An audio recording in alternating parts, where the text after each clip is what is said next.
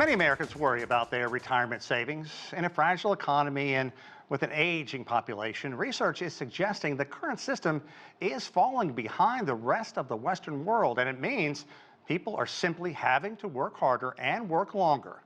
Benji Heyer explains. Well, isn't this the life? Retirees playing pickleball on a weekday morning. I mean, it's so much more fun not working than it is working. I've had a lot more fun since I retired. So, I'm more active now than I was when I was working. I don't think work is that good for you, but playing sports and getting around, staying active, that's how you keep living. The number of Americans taking a swing at retirement is skyrocketing. According to Deutsche Bank, every day around 10,000 people turn 65 in the US, the standard age of retirement here. Millions more retired early during the COVID-19 pandemic. But this is not the reality for everybody. A recent CNBC survey found that 56% of Americans say they're not on track to retire comfortably. And a CFA Institute report gave the retirement system in the US a mediocre C+ rating for its benefits, design and sustainability. That's in line with places like Kazakhstan and Colombia. We certainly expect that the workforce is going to continue to age and that people are going to continue to work longer and longer. One reason is that the Social Security system that we have that funds retirement benefits at old age, it's running out of money. It means some septuagenarian grandmothers have to remain on the job. I didn't have ample retirement, and so I like my lights on, food on the table. I need to work. Hers is an increasingly common tale. In fact, studies show almost half of Americans have no private retirement savings either in this rapidly evolving economy. We also see this, increase in people in these, gig work, these other kind of contingent, independent contractors, and they aren't really generally having any kind of employer pension or employer retirement plan. And so those people are either, not saving at all, or, they're saving on their own. President Joe Biden, aged 80, remember, says he wants people to be able to retire with dignity and security. For those who can, well, they're winning at life. At some point, you're getting off the train, and you might as well have a good ride while you're on it. Benji Heyer, CGTN, Washington. Okay, let's break down some of those retirement numbers for you. According to a November Resume Builder survey of 500 people between the ages of 62 and 82, 12% of retired Americans are likely to start working again next year. And as Benji just told us, inflation and the high cost of living are the main reasons.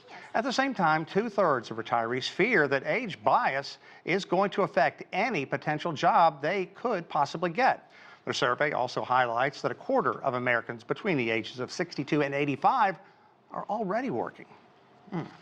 Okay, for more on retirement in the United States, how it looks these days, where it's going, we're joined by Robert Powell, a certified financial planner and the editor of the Street's Retirement Daily.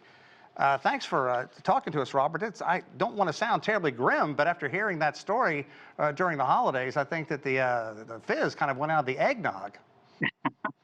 Well, I'm not as grim about it as you might be, or the report suggests. I think, certainly there is cause for concern.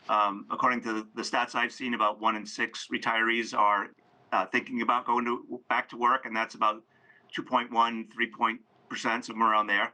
And right now we're looking at about 20% of retirees that are either working full-time or part-time. And that is up from numbers in 2021, which was about 10%. And Sean, the reasons are multiple. For some, it's a need. For others, it's a want. And for others, it's a combination of want and need. And I think the need question is perhaps the most interesting one from my perspective. They're returning to work for financial reasons. Inflation, you mentioned, stock market volatility, fear of outliving savings is another. And that one is a real fear. A lot of people don't know what their life expectancy will be, and so they don't know how long their money has to last, given they don't know what their date of death will be. And so that, that just requires planning. Another reason that people go back to work, though, Sean, is they didn't actually think about what it is that they wanted to do in retirement. In your segment, you talked about someone who was playing pickleball. Well, like, they obviously thought about what they wanted to do. Many people don't think about what they'll do in retirement, how they'll spend their time. And because work was such a place of identity for someone, for a sense of purpose for someone, they returned to work because that was who they were. And they have to go back to work because in retirement, they've lost their sense of identity, and they haven't replaced it with things like volunteer work, or they haven't replaced it with gardening or grandkids or travel. So for them, it's a need to go back to work. Okay, Robert, let's talk about what kind of jobs are out there, because we talked about a couple of important things in Benji's excellent story there. One, there's going to be age bias. And secondly, what can people do? If you get laid off as, say, an accountant and you're 67 years old, the chances of you getting an equal job aren't great. They're not great, but the chances of you getting a job if you're an accountant are especially good given the nature of that work. There's a high demand for accountants. There's a lack of supply of accountants at the moment. So you're likely to find a job, and it will likely probably pay less, but you might be able to negotiate a better opportunity, more work from home, a more flexible schedule, a 4-day work week. And yes, you may have to take a cut in pay, but in a position like an accountant or in a position like a nurse, the ability to go back to work is far greater than it is for other people. For other people, maybe what they want is a less pressure job. Maybe they want to go into customer service. Maybe they want to drive an Uber. Maybe they want to open up and do the thing that they've always wanted to do. I have friends who have retired and opened up restaurants, for instance. And so I think there are opportunities. You just have to be flexible about what it is that you'll do in retirement. Right. And sorry. No, that's okay. And as one gets older, the last thing you want to do is have to worry about feeding yourself, keeping the lights on. That has to weigh on somebody emotionally, especially as one gets older. It does. And it's one reason why many people, even though they can spend some of their retirement savings account, tend to hoard their money because, again, I mentioned before, they don't know how long they're going to live. They don't know how long the money has to last. And so for many people, they underspend what they should be spending in retirement. I should mention too, Sean, when we talk about Social Security in our country, in the U.S., we can't talk about averages. On average, Social Security replaces about 40% of pre-retirement income. But if you look at those in the highest income quintile, it replaces just 15%. And then for the lowest income quintile, it replaces 85%. So for many of the folks who don't have a workplace savings retirement account, Social Security will replace much of their pre-retirement income. The crises for me exist within the middle. The upper income quintile, high net worth investors, they don't need to worry about retirement or Social Security. The folks who are in the lowest income quintile may not need to save because Social Security will replace much of their pre-retirement income. It's the middle income quintile that is sort of caught between things. They don't have enough money coming from Social Security to in order to keep up with their standard of their desired standard of living, and they may not have enough personal savings to replace their salary. And for many of those folks, that's why they continue to work. You know, I'm stunned by the number of people in the United States that have nothing set aside. I mean, you did talk about if Social Security is going to be around for the next 10, 15 years, what it's going to mean for people. Okay, so when people do go out to try and find jobs, if they don't have anything socked away, can they look for any kind of perk when they return to work, or are they simply trying to do the best they can? That's a good question, Sean. I think it's a combination of both, right? In an ideal world, you would land a job that had a workplace retirement savings program, that had employer-sponsored health insurance, that maybe had an HSA, et cetera, et cetera.